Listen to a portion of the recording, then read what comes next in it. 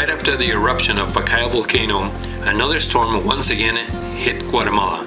In May 29, 2010, 36 inches of rain in 36 hours were just the beginning of the effects of Agatha storm. The southern and western part of the country were severely flooded. Crops and communities suffered. At the end, 170 people died, 101 were missing, 103,000 people were evacuated, and 93,000 were living in refugee homes. 30,000 homes were destroyed, and 23,000 still remain at risk. Promised Land Ministries call upon its friends and church partners from the United States, Canada, and Guatemala to be part of this relief mission. Right away, their support through prayers, words of encouragement, and financial donations started to come in. 1,000 bags of food containing black beans, rice, sugar, salt, oil, coffee, matches, and flour were prepared. 700 blankets, kitchen utensils, water, buckets, and other items were bought, and lots of clothing were donated. Many volunteers were from Promised Land Church, led by Roberto and Ita Santizo, gathered at different times to bag all the food collected. All this food was soon shipped over to San Lucas Toliman, and from there it would be distributed to the different locations where it was most needed.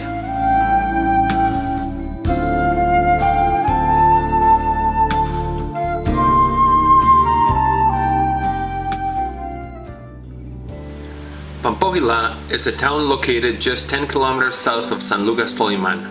The highway outside the town was completely destroyed. A massive mudslide carrying huge boulders, trees, and water changed the landscape of this land. Unfortunately, one elderly couple who refused to leave their home died. Along with the Allentown Presbyterian Church mission team, we visited the local church to distribute bags of food. 20 ladies representing each family showed up to receive a bag, and also hope and love from each one of the team members. We also had the opportunity to visit Santa Catarina Palopo, a small town across the lake from San Lucas Toliman, located on a side hill. This town reported the largest loss of people around the lake, as 19 people died in one mudslide. Many homes, pathways, and some of the town infrastructure were destroyed along the path of this overwhelming force of nature. One of the homes damaged was the Cumes family. The mud piled up behind the wall, making it a continual threat. They were forced to abandon their home and find another place to live. At this point, they do not have the land nor the finances to build a new home. This other lady, Maribel Sactin, her husband, and 2 children were forced to cut a hole in the roof in order to escape, since the mud had flooded the entryway into their home. They were able to return, hoping it wouldn't happen again. Diego Queche, one of our sponsored children, lost the rented home where his family and him were living. His family was given a small lot to build a 20 by 15 feet home for 7 people. Some men from the Allentown Church who were here at the end of June worked really hard digging in the wet dirt and carrying rebar up the steep hill to start the building of a new home for them. We also held a medical clinic for 2 days, taking care of all the needs, seeing around 175 patients and distributing food for the families in need. Pastor Mario was extremely grateful for the support given. Nueva Providencia is a town located 25 minutes away from San Lucas Toliman. The rain has washed the bridge that provided access for the people. We had the opportunity to visit this village in 2 trips.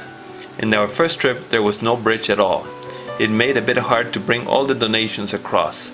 By the time we got there the second time, the people from the village had improvised a bridge in order to get across. When we got there, people were already waiting for us. For many of them, their job was put on hold because of the rain, and saw their means to bring food home. Together with different teams, we were able to serve a hot meal to all the children who so patiently waited with a smile in their faces. The kids also lined up to receive a pair of shoes. Most of the ladies from the village showed up, and we were able to give them food, blankets, pots, pans, tools, and more than anything, the love of Jesus. The teams participated in everything, and it was so beautiful to see many people with hope. 60 families were blessed throughout this event. Our beautiful San Lucas Toliman had around 8 different mudslides on one side of the town. Sadly, a family of 6 died as they refused to leave their home. Many people who lived at the bottom of that mountain, which is still considered very unstable, had to leave their home with the hope that the government will provide them with a new piece of land where they will be able to build their life again. Pastor Genaro was able to talk and minister to the ladies who were quite afraid. The destruction could be seen everywhere. The lives and dreams that took so long to build were wiped out in few seconds by the force of nature.